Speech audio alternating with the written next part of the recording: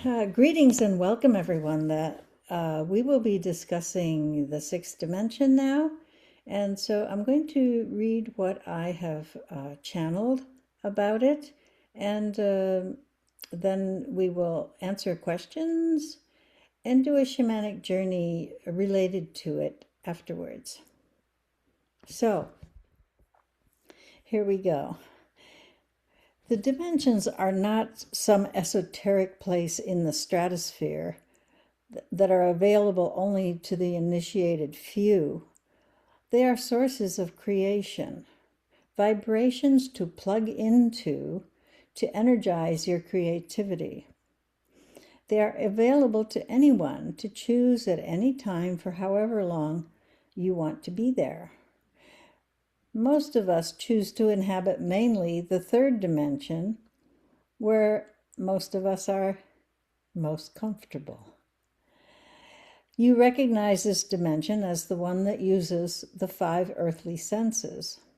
Here, your experiences will play out in the physical realm. But if you're curious about your energetic origins, sitting on Mother Earth here, you can use your imagination and meditation to visit the first and second dimensions where these energies are constantly feeding our own. Or if you prefer to work with your muses to create a work of art, to write a poem or essay, to create a piece of music or design a bridge or a building, you merely increase your vibrations through intention, breath, meditation, and imagination, and access these higher realms. Here you will access the senses of the clairs, the clairvoyance, clairsentience, clairaudience, and so on. The sixth dimension is the vibration that creates structure from energy. It's the interface between the pure void, or pure energy, and the manifestation of form. It works on natural principles of energetic attraction that can be expressed through mathematical formula and sacred geometry, and I will show you this visually in a few moments. To create the universe from pure energy, Source created duality. Duality requires 2 opposite forces to come together to form a third one. So a masculine force comes together with a feminine to create a third entity, a child. That is the pattern of creation. It's also mathematical and geometric in relationship. This principle works on a subatomic level where electrons and protons come together to form elements, elements coming together to form compounds, and compounds coming together to form complex structures of life. The principle of ever greater complexity means that systems are becoming ever more complex, leading to ever higher forms of life. So,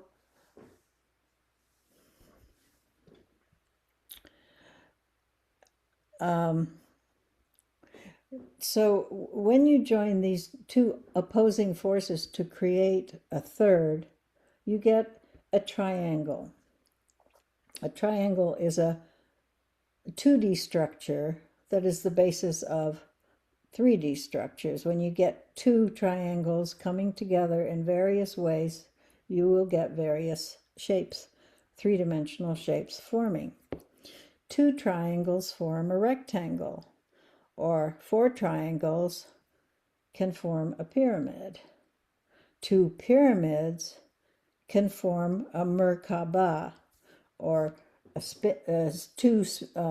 a spinning pyramid.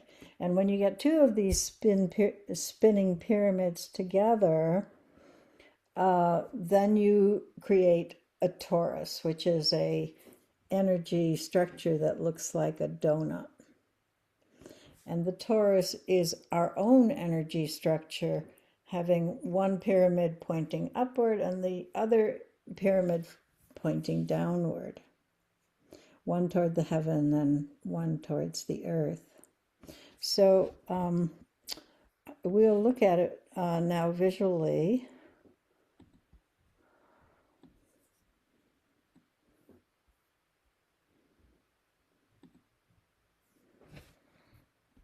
And let me figure out how to get to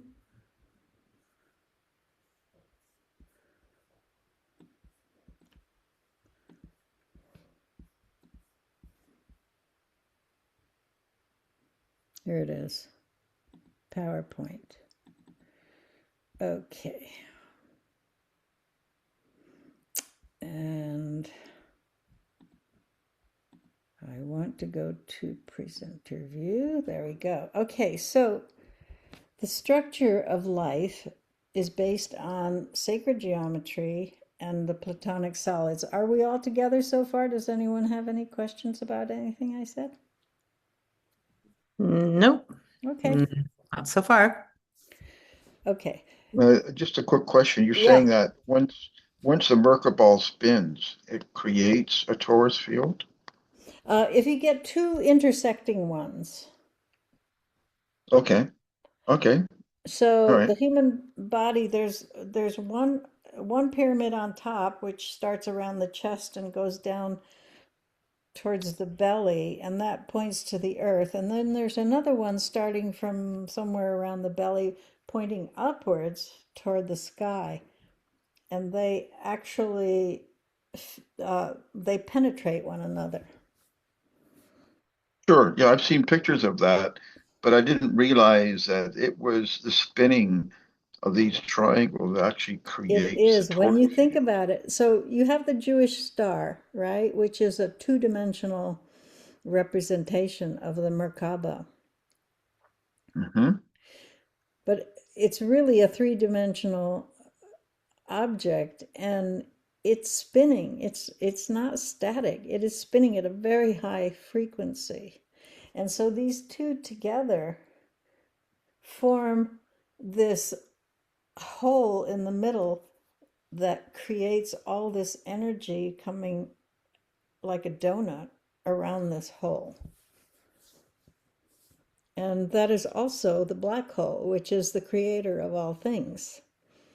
And so every life form has that donut shape of energy around it. Mm-hmm. Cool? Mm-hmm. Yeah.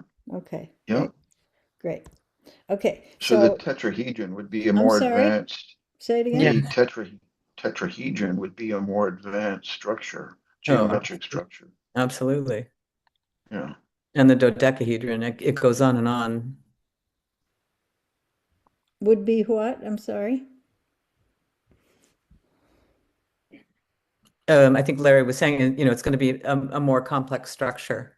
Okay, we'll get into that. It's coming. So here you have the original triangle of two opposing energies coming together to form a third one. And then that's a two-dimensional. So two-dimensionally, you can get another shape like that coming together and forming two triangles, which can form a parallelogram. And if they could also form a square depending on how those bonds attach to one another. And then, of course, you can keep adding on to it and creating more and more complex structures. So you finally get a hexagram, and from the hexagram, you get these very complex structures, which look more like this, the platonic solids.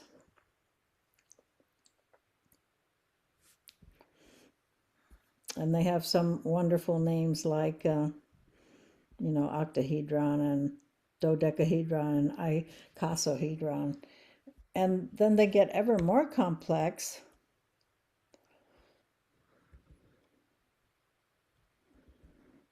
And when you realize that we are carbon based, our bodies are carbon based. Um, the carbons actually form these geometric structures when they come together. So that's how these structures are the basis for physical form, our life forms.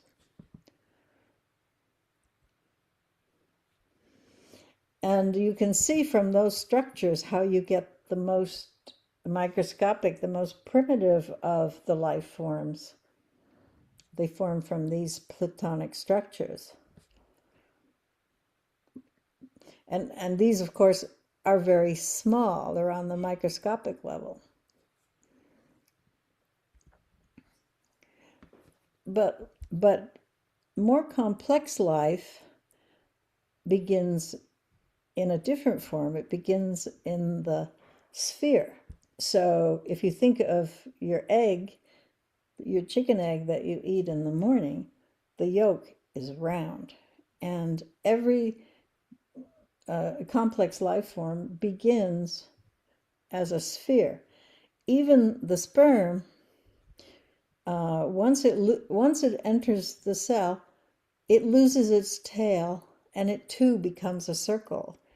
And what you get is two circles in the middle here coming together. So you have two spheres coming together to form what's going to be the zygote. And you have a picture of that here. So the two coming together form one sphere, which begins to divide and divides into two, and those two divide into two more, creating four, and then eight, and so on. And this is the actual picture of a four-cell zygote.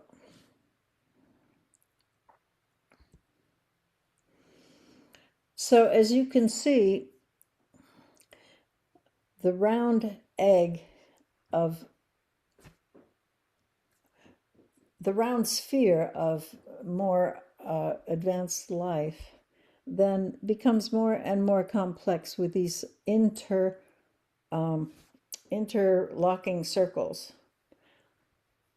And this one here, called the flower of life, is an ancient symbol, very ancient. It's probably more in the realm of 10,000 years old. So the ancient ones understood how life forms, interestingly enough, and amazingly enough. And here is the oldest tree of life form that we have that we know about, which is in Egypt at the Osirian temple. The sun is on it, so it's hard to see, but it's right here. And there's another one right next to it over here. Amazing that it's lasted that long. And this is a mosaic from the Roman period with the same symbol, which is actually found in very many different cultures. So it is worldwide. So you can see the progression here from one cell to four, and then going to what's called the morula. That's in the E section on the right-hand side. That means that there's like, so it's a complete sphere of cells that then expands into what becomes the zygote. One side folds in and forms the central tube, which becomes your spinal cord.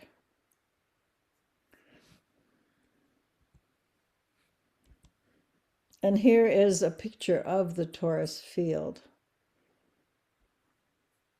Rather lovely. That's beautiful. Yeah.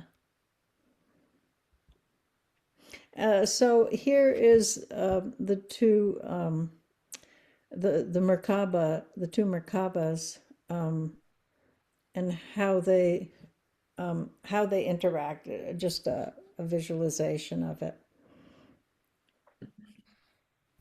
Now, all of this stuff is very complex. And if you would like to know more, this is a good source.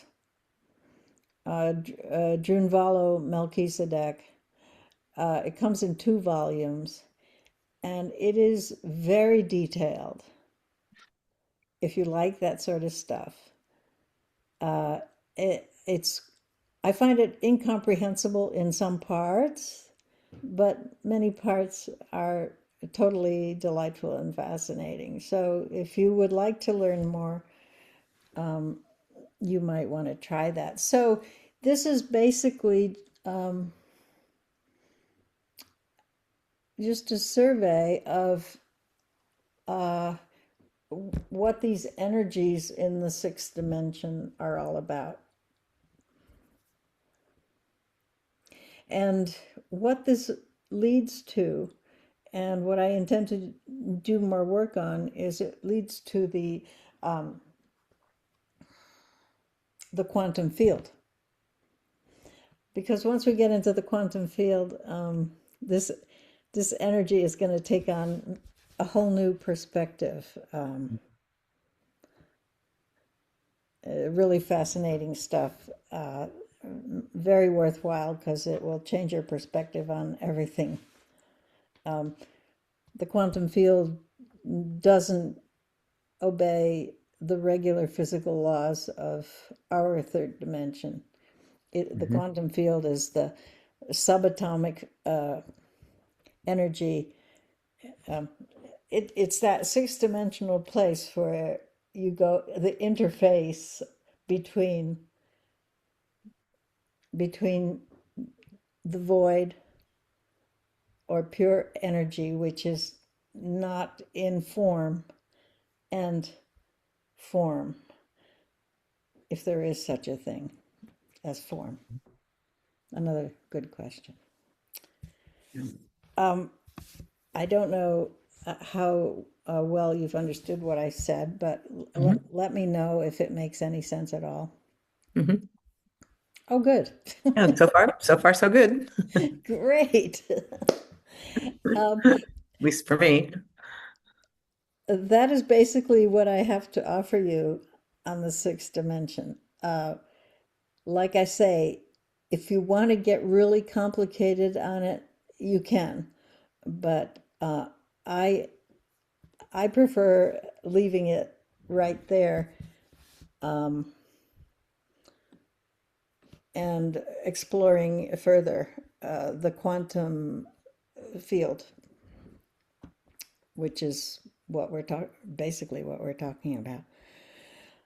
Okay, so I'm trying to get back. Yeah, here we are. Yeah.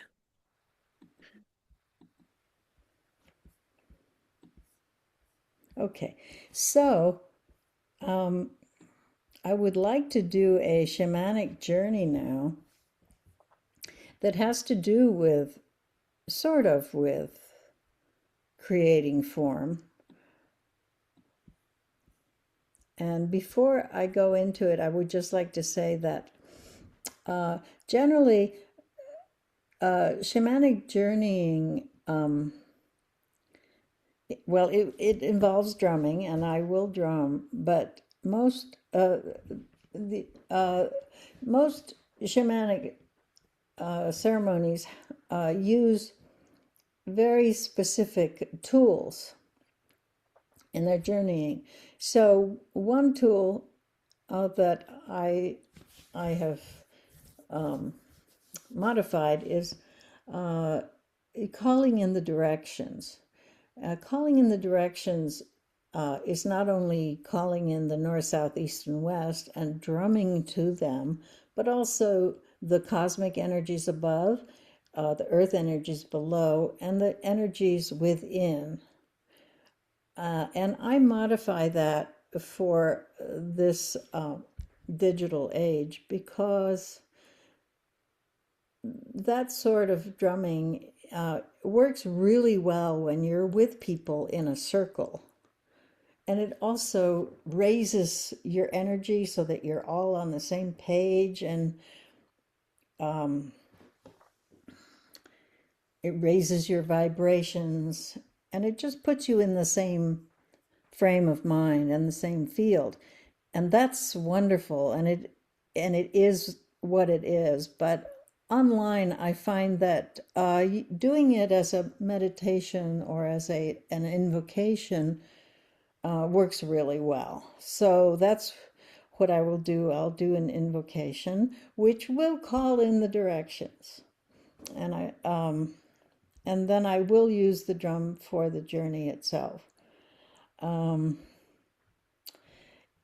As we are preparing, I'd like you to think of some animal guides that you might want to accompany you, or some teachers or angels that you would like to accompany you. And I'd also like you to start thinking about what you would love to create.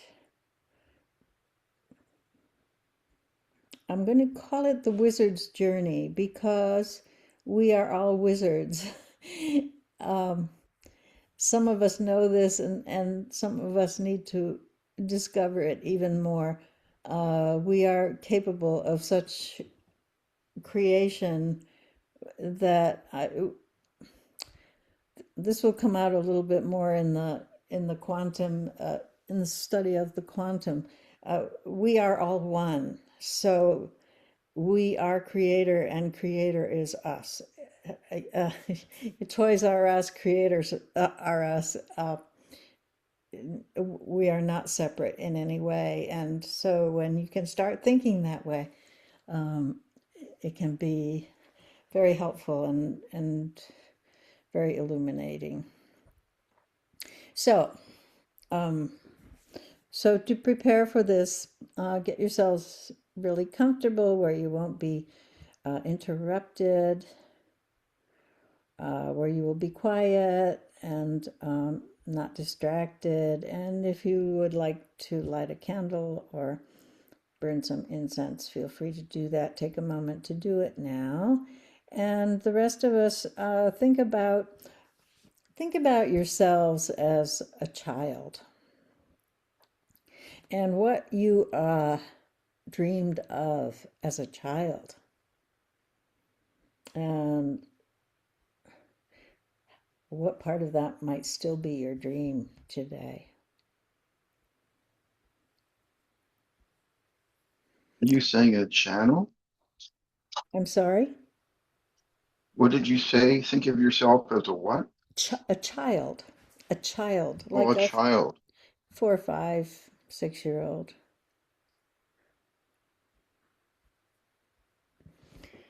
Okay, so I have my drum here. Tell me if you can hear it. Yes. Yes? Yes. No? Yes. Yes. Okay, great. At least Wonderful. I did. Great. Okay.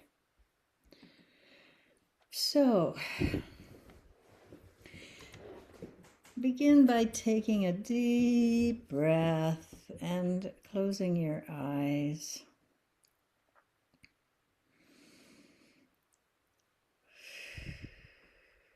And as you breathe in, let your breath fall, and let all the things that you brought in with you today, all the thoughts and all the worries, let them fall away like the leaves from a tree. And let the earth receive them and change them, transform them into something beautiful. Continue to breathe deeply in a pattern that is very comfortable for you, that is easy to maintain. And now with your next breath, let it fall down through your torso, through your legs and feet, and enter Mother Earth. Think of your feet as growing roots down into Mother Earth. And keep breathing and let those roots keep growing deeper and deeper and deeper until they reach the middle of Mother Earth, her heart, which is made of a crystal, a huge iron crystal that is radiating powerful energies of life up through her crust and into our world, energizing us at all times. Let those energies come flowing through your roots and into your feet, and let them touch every cell in your body as they move up your feet and legs, and let them touch every chakra as they move up your spine. The root chakra, the creative chakra, the sun chakra, and let them reside and fill your heart with the powerful energies of life from Mother Earth. And now with your next breath, reach down through your roots into Mother Earth until you feel her lava energy, her passion for life and for all forms of her life and children, for she loves all of us so deeply. And let that passion come up through your roots and fill your body with her love of life. Let it touch every cell in your body with her passion, her fierce passion. And let it fill every chakra with her fierce passion, from your root to your creative, to your sun, and into your heart space, filling it with her passion for life. And with your next breath, reach down through your roots and touch the water energy of Mother Earth, the place of cleansing and healing and creating new life. And let that energy enter your roots and into your body, and let it touch every cell in your body with the cleansing, healing energy and the recreating energy of water. And let that energy fill every chakra as it goes up your spine, from your root chakra to your creative, your sun, and into your heart space, filling it with cleansing, healing energy. And now with your next breath, reach down through your feet and legs and roots to Mother Earth's mineral energies, the crystals, the structures that form your bones and your blood and give you strength and courage and form. And let these qualities touch every cell in your body as they travel up your feet and legs and into your spine and chakras, and let them fill each chakra with structure and courage and form, starting with the root and into your creative, into the sun, and into your heart space, filling it with courage and love and strength. And now with your next breath, reach up through your crown chakra and into the space above your head and above the earth and into the solar system and into the galaxy and the galaxies beyond the galaxies. Reach up with that energy and touch all the starlight coming your way, all the love from the universe coming, pouring at you, touching you with its energies, and let it come pouring back down through your crown chakra, filling your third eye with brilliance and opening it to the wonders of the world. and down into your throat, opening your throat to say the most golden, priceless thoughts and feelings that you have to express. And let it come pouring down from your throat into your heart space and melding with the earth energies in your heart, already in your heart. Let them dance and play. And let earth and heaven then join in your heart. And into this space, we will invite our journey of discovery. And so I ask you now, with the beat of the drum,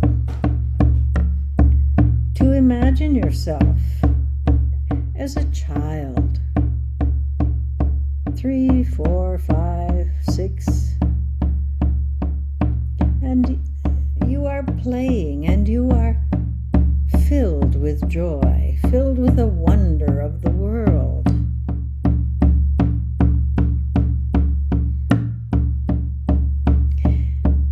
And you invite your dearest friends to come with you. Your stuffed animal, maybe your pet, maybe a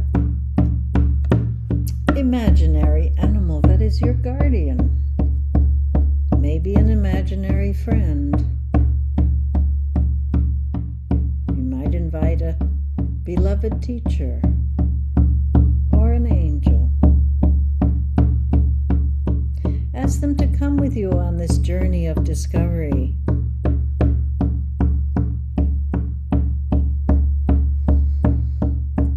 And now as a team, you walk out into the woods barefoot, and you feel Mother Earth, her softness under your feet. You feel the warmth of the sun on your shoulders and neck. And you feel the kiss of the breeze on your face. And life is good. You walk along and the birds are singing and the animals of the forest are following you with curiosity. You come to a beautiful lake. It is huge. It is misty, and there is a beautiful boat at the side of the lake with a boatman who is smiling at you. And he motions for you all to come aboard, and he will take you on a journey. He helps you aboard. All of you sit down, excited about what it is you are about to discover. You glide along. The boatman is singing a little melody. You float through a fog. It is cool on your face. And it is the designation of entering a new dimension.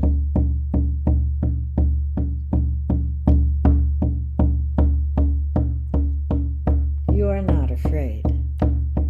You are excited. And finally the boat hits the shore. You can hear the sand scraping the bottom. And it comes to a sudden halt. The boatman he disembarks from the boat and he helps each one of you out into the water and onto the land. It is the land of enchantment, the land of possibility, the land of everything. And so you walk along and there's a little trail to follow, again through a woods and through a field, and there in the middle of the field is a giant bubble, a glowing sphere with a beautiful light coming from inside. There's a sign outside that says, Wizard's Cosmic Playground. Enter here. Welcome.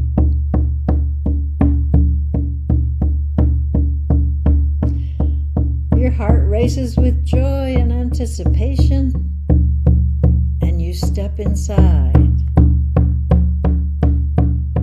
There are many different shapes floating around, bubbles everywhere, spheres,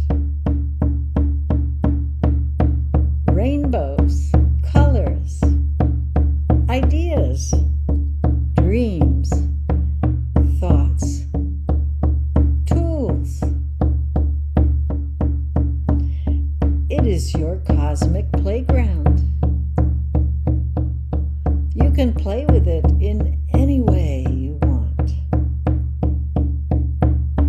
And so what is it that you want to create? What does your heart really want to create?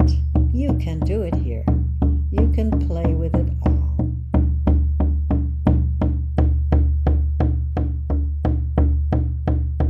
And so, I will leave you now with your friends for a few minutes, maybe 5 minutes or so.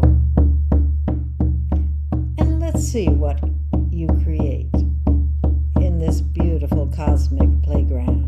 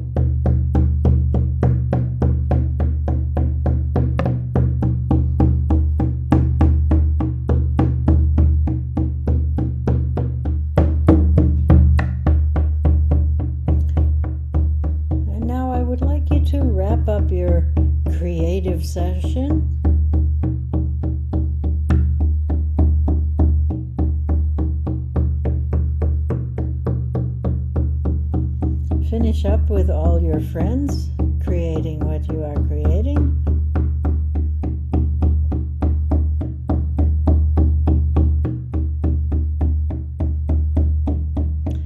And we'll begin the journey back home, thanking our friends for being with us, for helping us to shape our dream.